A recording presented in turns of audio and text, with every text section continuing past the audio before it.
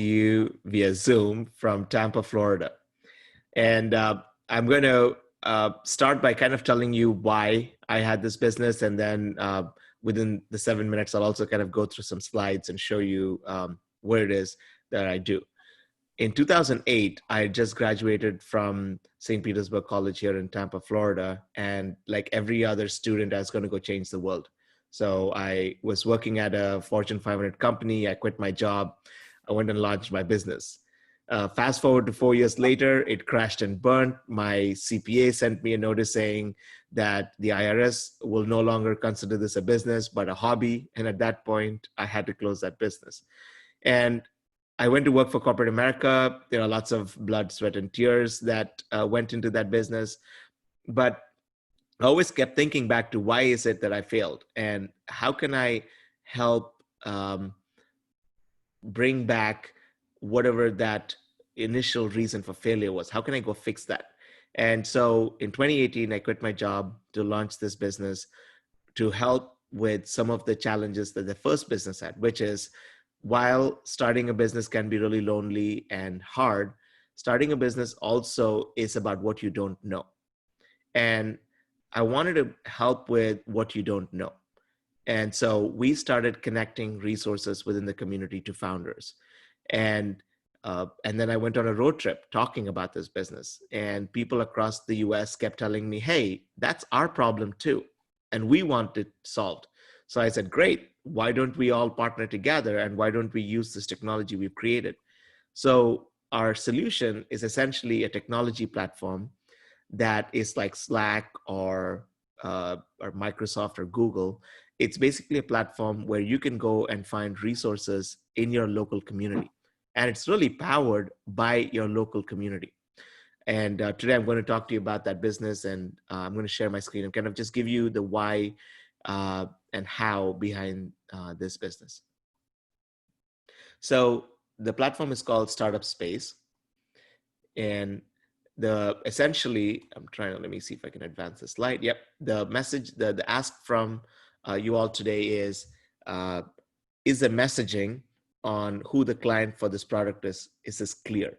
When I speak to you, is it clear to you who my client is? The opportunity here, like I'd mentioned, was that entrepreneurship support organizations, the people who traditionally support with providing resources, have a challenge with letting people who are starting businesses know what's there in the community. And I experienced it from the other side as the person starting the business. So we came up with a solution to help with getting better awareness for resources in the community. Now, this slide will have a lot of information that if you are a ecosystem provider might speak to you, but if not, essentially what it's saying is it provides access to resources, and then through there, you're able to connect, measure, and improve. How does this community work? So it's a 24/7 living, breathing community. It's absolutely free. Nobody has to pay anything. And all it does is provide resources in your community. So if you're a small business, it actually helps you understand, where can I find my local lawyer? Where can I find access to funding? Where can I get access to a web developer? Is there a group of fellow entrepreneurs like me that are starting businesses? How can I get access to them? And some of the services we offer to our clients who fund this platform that makes it free for entrepreneurs is a community calendar, a directory of ecosystem resources, a storyboard. It provides a jobs board. It provides tools for managing programs that they run. It helps with surveying the community. How does it work? So we charge them $8,000 a year, and we give them in return a hub on Startup Space, very much like you would on Slack. And through the hub, all of the resources, programming, etc., is all in one place.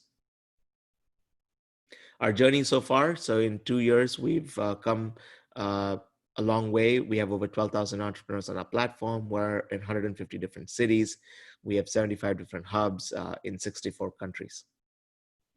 And why do our clients choose Startup Space? They choose us because we help them unlock the gaps in their ecosystem, and using numbers, we can tell powerful stories that can unlock philanthropic support, support from foundations, support from government entities, etc. And there's another view of just some of the slides that our clients use to tell their story. There's a snapshot of our client in Denver. It helps them break down their ecosystem. How many people are starting businesses? How many people are helping start businesses?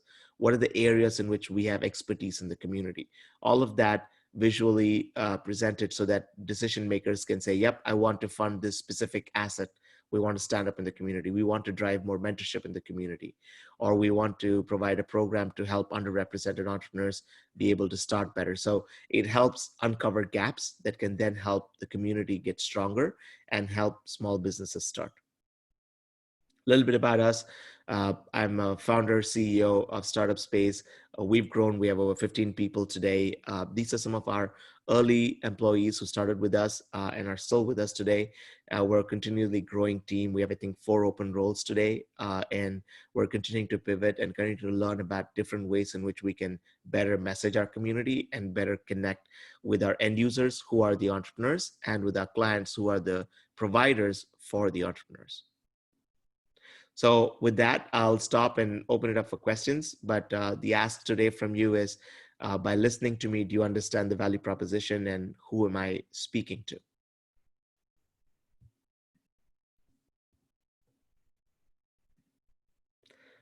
Chrissy, you're muted. I noticed. Usually I have Matthew on here. He's celebrating his anniversary. He takes care of all the technical stuff, so I apologize. So when did this start? I missed that part of the presentation. Yep. So I quit my job in June of 2018 and started this venture. It's grown pretty rapidly. Thank you. There's a huge need for this out there. I mean, almost every single entrepreneur will tell you that it's so hard to start a business. And it's hard because it's so hard to find what's available in your community. Like, you really have to go out of your way. And if, this is a problem that Kaufman is solving and everybody else is solving, right? How do we get easy access to resources? Yeah, I remember when I started as an entrepreneur, I was a social worker. I didn't know anything about business. So I just picked up a Locals Love Us magazine, and I started building my business. I mean, to have all this on an app, especially in the larger areas, how amazing is that? Yep. And also in the rural communities, because if you live in the Midwest, your closest resource might be in an urban city that's 50 miles away, right? So being able to help rural communities is our passion. We spend a lot of time in the Midwest because that's where there's the biggest need. Reese Flood said, did you say the platform is free for users? If so, where's the revenue coming from? Yeah. So the platform is free for users. The revenue is coming from the Entrepreneurship Center in every city. The Entrepreneurship Center is already funded to do this work. And rather than go and build a $500,000 platform for $8,000, you can get a white labeled version for your community. Oh, so you work with the startup kind of platforms, charge them to help the entrepreneurs. That's correct. Wow. I see how this has been really helpful to use 1 million cups for your platform. Yeah, exactly. The 1 million cups is like the best audience because there's always something that they tell us that we haven't thought about that most other groups cannot see, because 1 million cups is that vehicle that really is providing this kind of support. Yes. Dave Morrow said some of the jargon in the verbiage he was unfamiliar with. Can you simplify it a little bit more? Absolutely. I think that's great feedback. We really got to be able to say this in very simple words. So Dave, thank you for that feedback. And, we're continuing to improve this. Sometimes we get caught up. We presented at eShip last week with Kaufman, and I'm kind of having that momentum carry through. And I feel like I'm still speaking to that audience. So I got to absolutely, use simpler terms to describe what we do. Dave also asked, what's the difference between a startup and an entrepreneur? Yeah. A startup is somebody, and these are my definitions, not the definitions that the SBA uses. A startup, in my opinion, is somebody who has an EIN number. An entrepreneur is somebody who is a solopreneur, might not have registered their business, is working out of their garage, probably got an e-commerce platform, selling stuff. And most of them don't actually get business permits or licenses. They don't need to, they just got a secondary form of income. Startups are somebody that actually has an EIN number. That's my definition. I'm sure there are other definitions of startups versus entrepreneurs. And it is not to independent or mutually exclusive circles, right? Every startup is also an entrepreneur. What other kind of questions do you guys have for David? So, David, who is your avatar? Who is your ideal customer for your business? Yeah, so it's usually somebody who's running an entrepreneurship center or a university resource center. It could also be city governments or family foundations. So those are the four types of customers we have. You could be part of a university. You could be running an entrepreneurship center like an incubator, an accelerator, or a co-working space. You could be a city government that's trying to provide entrepreneurship resources, or you could be a family foundation or a community foundation that has in their mandate to support and foster small business development. And so those are all different types of clients, and we serve all four of them. Wow.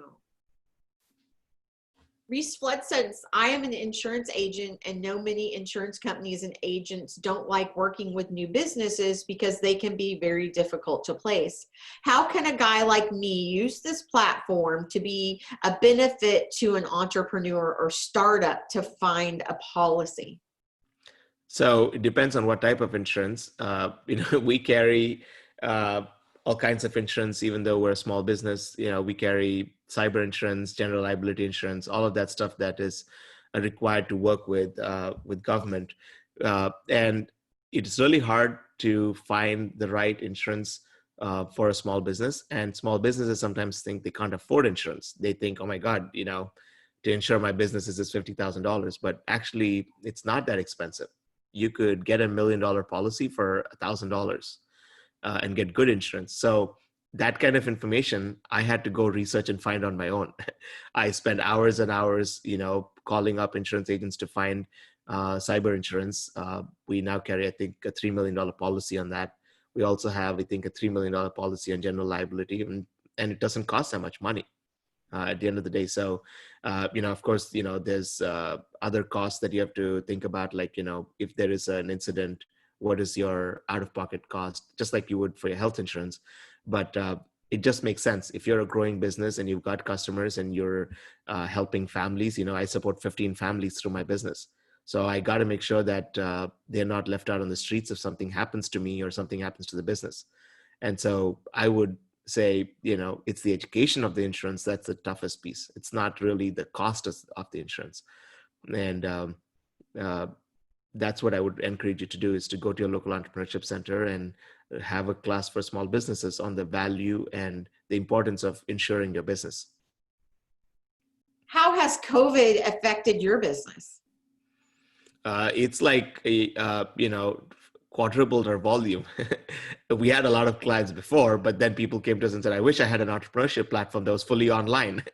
And so we were doing, I think, about 2 contracts a month. Now we're doing like 8 contracts a month. So, it's really, the value kind of speaks to itself because COVID has kind of shown us that we're okay with using virtual platforms. People that said we would never ever use a virtual platform are using virtual platforms, or they're just sitting alone in a dark room by themselves, right? So I think that it's changed the way we know the world.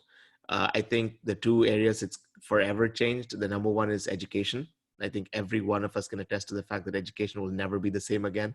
I saw on Twitter the other day, somebody said that I don't think there's ever going to be snow days anymore. And I know we're in Texas and Florida, we don't have those, but I don't think you will even have hurricane days or flood days anymore, because there is Zoom, right? Yeah. And when we thought we had to send kids to school for 8 hours, we realized that 2 hours is okay. So there's a lot of things that it has fundamentally changed about education, about healthcare, and also about our affinity to use online tools. And that's directly benefited a platform like ours, which pre-COVID was doing pretty good. But post-COVID, I don't have to tell people why. I have to tell them how it works. I never have to tell them why they need to use an online platform. Awesome. Any other questions for David?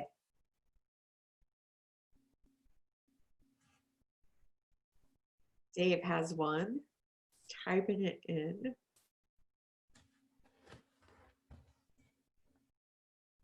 Dave said, are you in Waco now?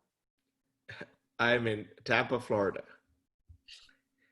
Is your services in Waco now? Thank you. Okay. We don't have a client in Waco yet. We don't have a contact there. And I use the word yet because we're on this national crusade to sign up as many entrepreneurship centers as possible. So if you know of the local entrepreneurship center in Waco, and if you could, give us a referral, we would highly appreciate that. Or even, download the app and experience it for yourself. Even though we might not have resources in Waco, we have mapped the national SBA, SBDC score networks. So there will still be resources in Waco, not as rich as if we had a client. So because it's a national platform, we have people, if you go to Google or Apple Play Store, and if you type in the words, entrepreneurship help or small business help, we're the only free app there is.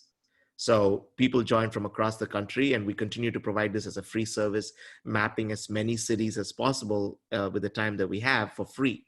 So we have over 5,000 resources mapped on our platform in a lot of cities where we don't have clients. And I'm sure there are resources within 50 to 100 miles of Waco on the platform. But the day we get a client in Waco, it all explodes and we get like amazing resources there for you. And to get your services listed, you can actually go to startupspace.us. I'll put the link here, and you can actually submit your resource through our website. And you can also find a little bit more about our work through our platform. But not all services get listed. Only services that support entrepreneurship and directly help small businesses and provide a service for them get listed, because this is a highly curated list of resources to help you start your business. Thank you for putting that in the chat. I also put it on Facebook for you. If you could put your contact information, if they do want to find more. I do know that several people that are on this call are connected with the startup space in Waco. So maybe they'll be able to make that connection for you. Yeah, and you can also sign up at startupspace.app, and you can reach me at this email address. And my last question for you is, what can we do for you as a community? Yeah, so it's really about spreading the word. It's about that, and not even about spreading the word to the entrepreneurship centers. It's about spreading the word to small businesses that are looking for help.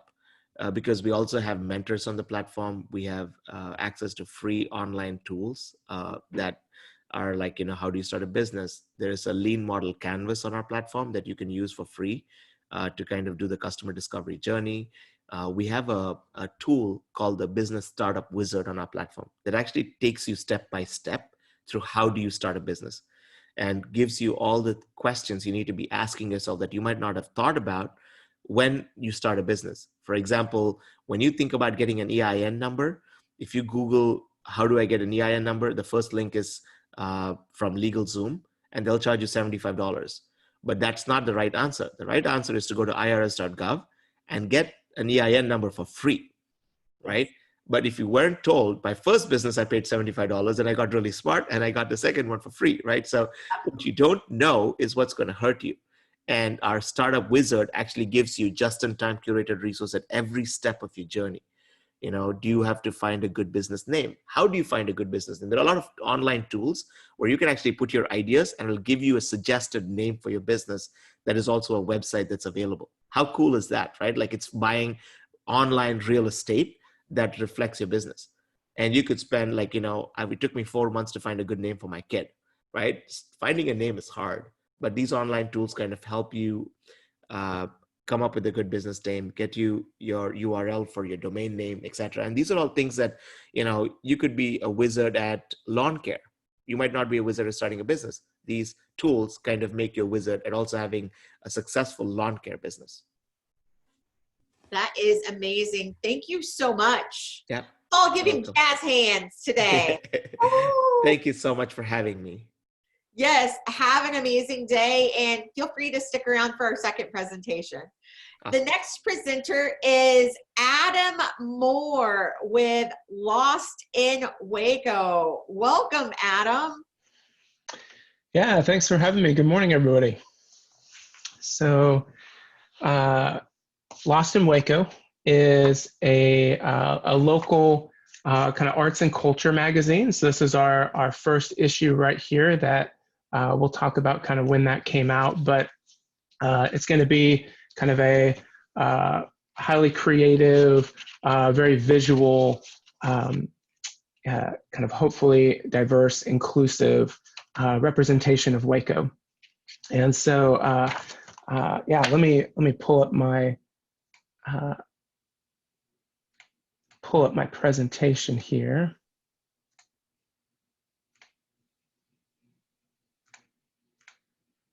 Okay, so we are a nonprofit arts and culture magazine highlighting the diversity of people, places, events, and ideas that are contributing to the evolving identity of our city.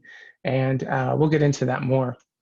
Lost in Waco really started as an Instagram account. So trying to see the date here, April 25th, 2015, I posted on Instagram, I ride my bike in Waco, Texas. I get lost. I take pictures along the way. And really, this was just an accidental thing. I got a bike.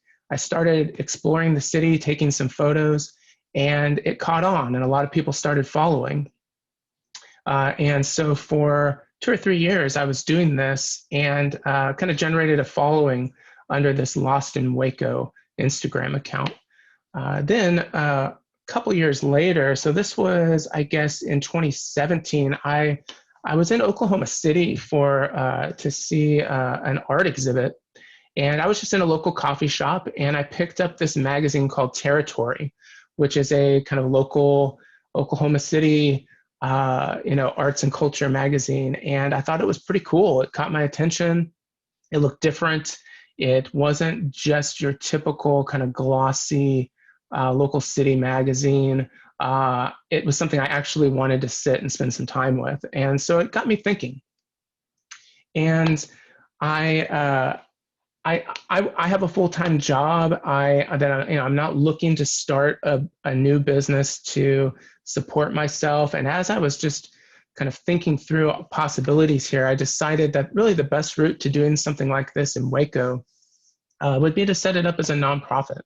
And so, so that's what I did. I got my 501c3 and started along the nonprofit path.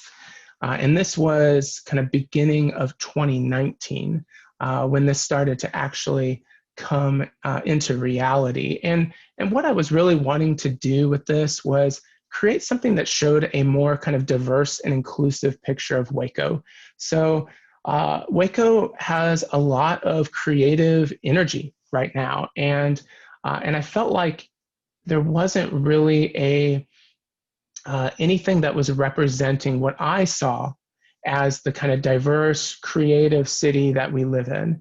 And so my hope with Lost in Waco was that this would be a way to create this kind of creative artifact of what the creative culture in Waco looks like right now that is put together by these local creatives.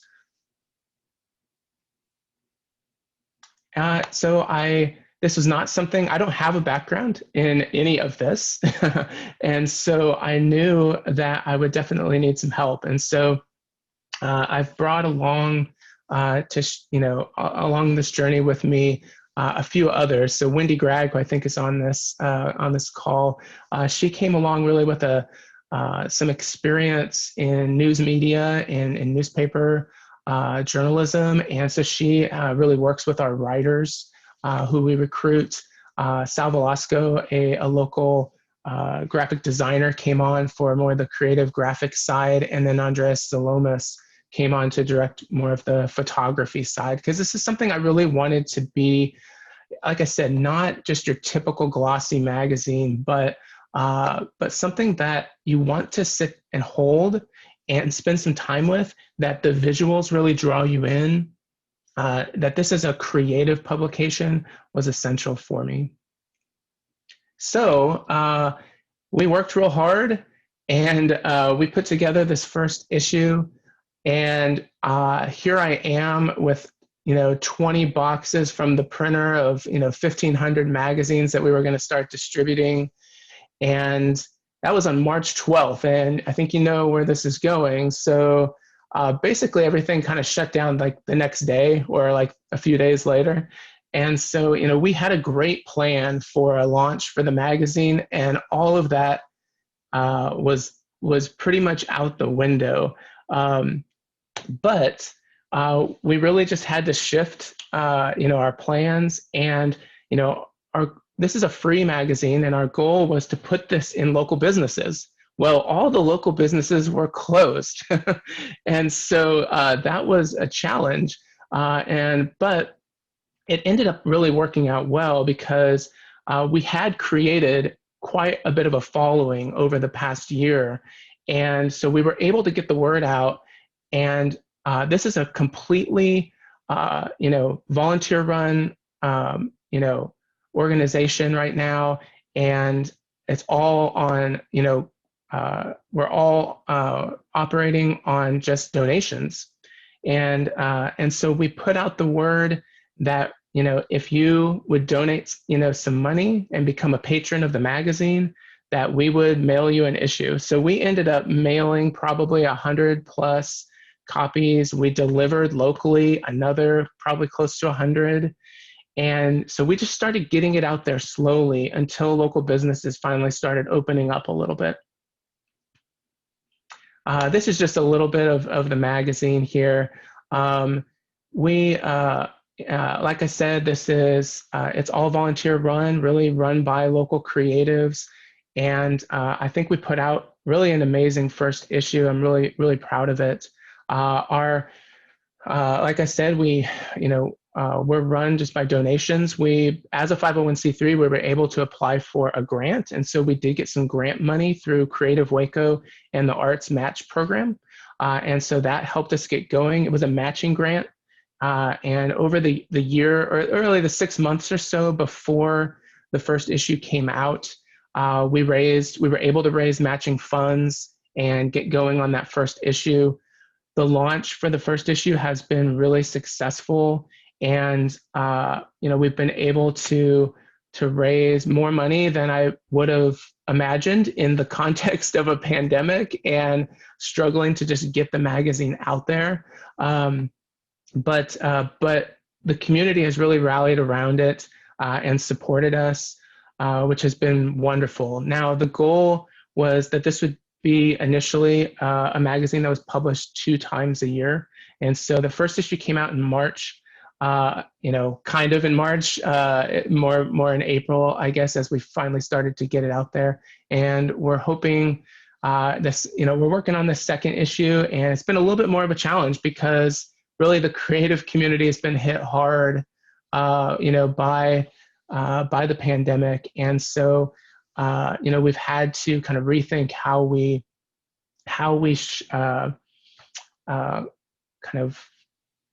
show this creative community in Waco in the middle of a pandemic. And so, but we're hard at work working on this issue, and hope to have that out here in the next couple of months.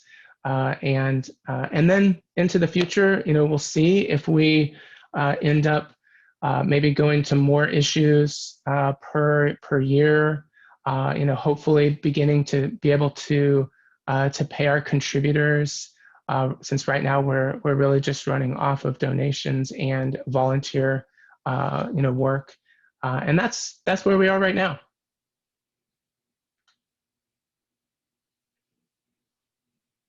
Awesome presentation. presentation. Thank you so much, Adam. I've been looking forward to your presentation since March. So we do already have questions rolling in. David Laws asked, I know you mentioned you had financial partnership with Creative Waco, but have you worked with them to help promote and distribute the magazine? Also, do you offer advertising to local businesses, or do you rely solely on donations? Yeah, so looking at our funding overall, so we were able to get this this grant from Creative Waco, and they've been supportive all the way. So they've helped make connections, and they've definitely helped to promote the magazine as well.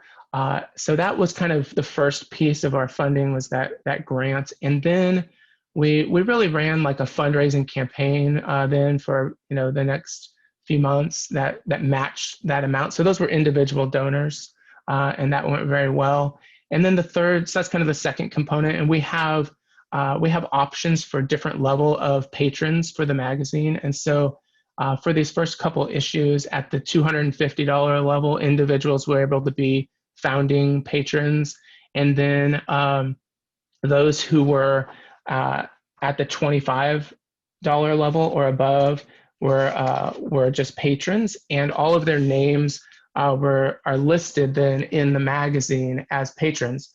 And so then the third part of the funding are local businesses. So we really want to be supporting local businesses here in Waco, and so we have a sponsorship and patrons section of the magazine where we have kind of advertisements that really fit the look and feel of the magazine and that promote local businesses. And so they can support us through this way.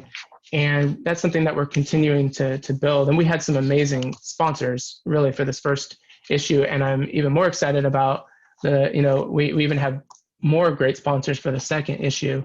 And they get, so the way all this was kind of lost in the first issue release, but the goal was that we would have like a release party. That's for our patrons. That's the first opportunity to get the magazine.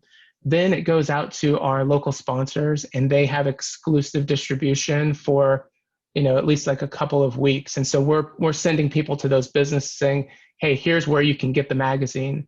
You can go by Pinewood or Waco Chaw or Balcones or Fabled, White Elephant, and so on. And so and then we would slowly kind of introduce it out into the larger community through other local businesses. And so we were able to do that somewhat with our first issue, but that's kind of been the plan. Reese Flood said he stumbled across your Instagram feed years ago and he really enjoyed it. Any thoughts on creating a YouTube channel as well? I could see a video concept of what you're doing being very popular. Yeah, I mean, I think that would certainly be great. If if we had, since really this is a volunteer operation, really, if we had someone to kind of run with something like that, I think it would be wonderful. One thing I haven't talked about really yet is I'm really dedicated to print, which I know is like maybe a strange thing these days, but I think there's just something special about holding something in your hands, and experiencing it in that kind of way. We're all flooded with so much information online that I think it actually ends up getting lost. Whereas something like this that you pick up and you're drawn into, and maybe you take with you and you pick it up again and you put it on your coffee table and you look at it, over time, maybe has a little bit longer lasting kind of staying power than the digital. I would love to be able to do more digitally as well. But right now we're really committed to that physical product. And then long term, I think there are all kinds of possibilities with how it can grow around that. I love that idea. David Morrow said, my business has had problems with supply and distribution created by various lockdowns and closures. What problems has the pandemic created for you, and how have you overcome them? Great question. Yeah. So, like I said, we had a great plan.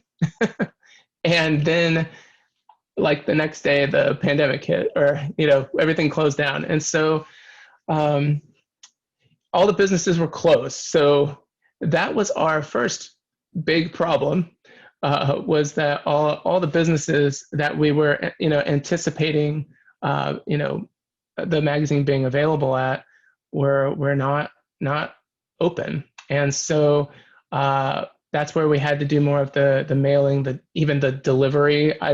So I was working from home during this time, and I had kids at home doing school, and every little spare moment, lunchtime and in the evenings and on weekends, I was driving around town delivering magazines. And so was Wendy. And so we just did whatever we had to do to get that magazine out there. And actually, it ended up being great because everybody was stuck at home and they didn't have anything to do and they weren't seeing people. And so I would show up on their doorstep, with an envelope with a magazine in it, and I would set it on their door, on their porch, and kind of back off and ring the doorbell and like wave, and people would be so excited that they got this delivery. They saw another human being, and they got to experience the magazine. So it ended up working out really well.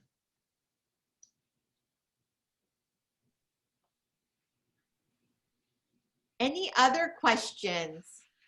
Oh, Reese said, what's your primary occupation? How are you handling the balance between the two different businesses?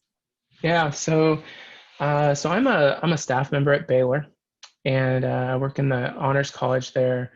Um, and I've worked at Baylor for 16 years, and so um, but over that whole time, I've always been very interested in kind of creative side projects, and uh, and so I've done various things over the years. Another project that I currently do is called I LOVE Waco. I don't know if any of you are familiar with that. It's a local storytelling event, true personal storytelling, and that's actually under the umbrella of Lost in Waco as well. But that's also a little bit on hold at the moment with the pandemic. But yeah, it's something I do on the side because it really gives me energy, and is a creative outlet for me. It is difficult to balance it sometimes, but really it's something I enjoy doing, and it's not something I had to do.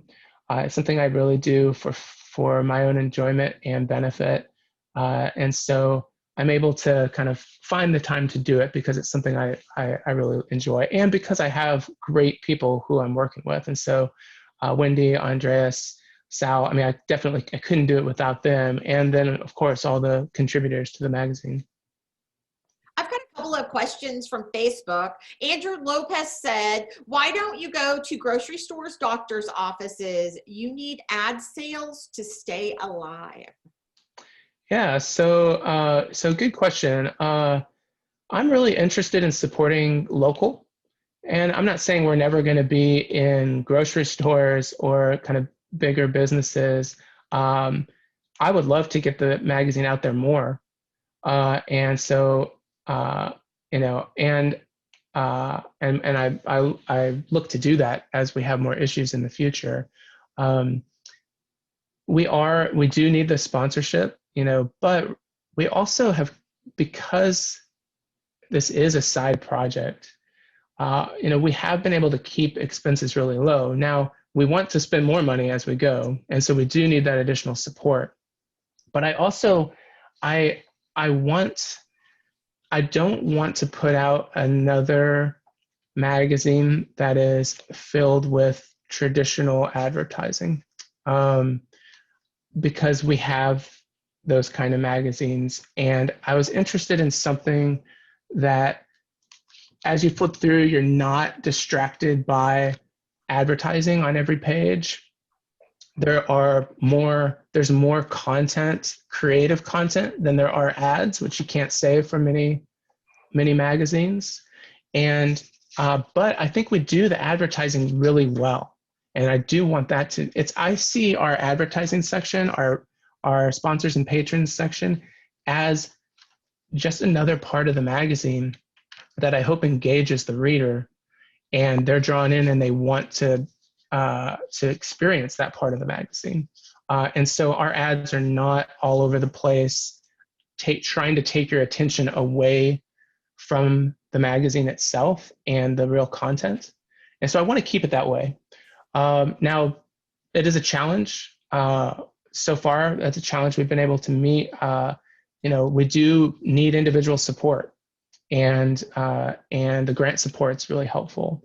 And so, we'll see how that goes moving forward. But I'm definitely committed to it staying a kind of highly creative visual publication that draws you in, that you aren't distracted by ads all the way through. As far as distribution, I want to get it out all over the place. First and foremost, I really want to support those local businesses. Adam, where can you find your magazine? That's a question by Judy Stewart off of Facebook. Yeah, so right now, the first issue is basically gone. There may be a few copies out there in the world that are. Yeah, I think I saw a couple at Honky Tonk Kid Barbecue the other day, and so there might be a few places where they still have some copies, but it's the first issue has really been distributed. The second issue, we're going to be at. I'm trying to think of our sponsors. We're going to be at Pinewood, at Balcones, at Fabled, at Helados de las Tecas, the ice cream and popsicle shop. We're going to be at other places that are not coming to my mind immediately. But basically, we're going to be in local businesses around town, coffee shops, places where people, would see one of these on the counter and want to pick it up. But those are the places we'll start, and then the magazines will be distributed beyond that. Veronica Malden said, what kind of activity are you posting on Instagram that gives us a feel for the magazine or that ties into it? Yeah, so that's a good question. So right now, honestly, our Instagram is not very active. Kind of like which is a crazy thing to say these days, right? So that's the opposite of what most businesses want to be doing. Everybody wants to have a really highly engaging online presence. And it's funny because it started as an Instagram account, but we're not very active with our Instagram right now. We're more active when the magazine was coming out. Now, if you go to our Instagram, lost_in_Waco, you'll see a lot of content that does reflect what our magazine is like. But we're not posting real actively right now. Again, I think what we're doing is a little bit countercultural right now, which is that we're putting our time and energy into the print, which is a little bit of the opposite of what people are doing these days. But we think that people are hungry for that, because, like I said, there's so much online content. It's overwhelming. You scroll through Twitter, you scroll through Facebook, there are 100 things that you want to engage with, and you end up engaging with mostly none of it. And so what we're trying to do is create something more permanent that really you can engage with at a different kind of a level. I hope our Instagram is more engaging over time. Again, I think that's important, but that's not where we're putting our time and energy at the moment. Tyson asked, where do you get the magazines printed at? So that's a great question, Tyson. So, and I actually meant to mention this earlier when I saw Tyson on the call. So, so Tyson is who connected us with our printer. and so Tyson reached out and connected us with the business he works at, which is Integ. And when I think he came maybe to one of our kind of interest meetings, and then he reached out and said, hey, if you ever need help with this, I work at Integ, and they put together an awesome product. Like, I just couldn't be more happy with how the physical product turned out. It's really exactly what I was hoping for, just because the look, the feel, how the pages, turn in your hands, like that's all what I'm really interested in. And they did a great job with it. So, yeah. Reese Flood asked, where do you see the arts going in Waco in the coming months or years? Yeah, it's a tough question right now. I think obviously art scene is in a really difficult place just across the country right now. So much has just been shut down, and there's only so many times that you can like go on Zoom to experience something. And I think we're all kind of have Zoom fatigue, and so the arts can only take advantage of Zoom so much. There's what's really special about the arts is in person and interactive and experiential, and so right now it's challenging. Now, I'm really hopeful because I know the people who are here in town who are a part of this art scene, and people are ready to get out there into the world and create and show what they've been doing and put it out there for everybody. And so I'm really hopeful that next year the art scene is going to continue to is really going to take off again. I think it's just a matter of some of the community opening back up, but the people are still there, and they're really wanting to create and to put out their creations into the world. And I think everybody else is hungry for it. I mean, all of us are ready to get back out there and go to a concert and an arts event and all of that like we used to. And so when things open back up, I think it's going to take off. I'm really optimistic about the kind of creative culture of Waco going forward. Dave asked, are you soliciting photos, art, poetry for future editions? Yeah, absolutely. So we really have framed this as a collaborative community arts project. And so we're open to contributions from all over, from people all over Waco, and that's our hope is that it's a real kind of diverse, inclusive, representation of Waco, who are creating the content for the magazine. And so people can definitely reach out. You can contact us just at hello@lostinwaco.org, and we'll get those emails, and if people are interested in being a part of what we're doing. I have one more question for you. What can we do as a community for Lost in Waco?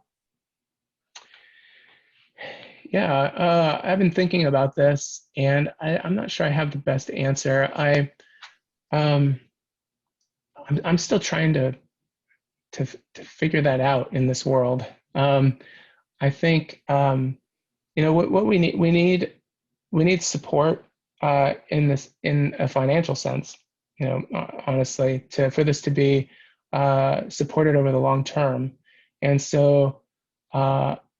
My background is not in finance and business. I think we could use some help in that area. Now, from somebody who could have more experience with how we sustain this over the long term. I feel really good about where we are, much better than I anticipated, to be honest. But as this grows, I think we're going to need more help. And so, if there are those who can connect us with people who'd be willing to volunteer some time for a local arts organization with some business knowledge, that would certainly be appreciated. Awesome. Well, let's all give him jazz hands. Amazing presentation, Adam. Thank you so much for joining us. And you Thank you. guys, thank you so much for joining us for 1 Million Cups Waco. We appreciate the community, and we look forward to seeing you live in the near future. Have a great week, guys. Bye-bye.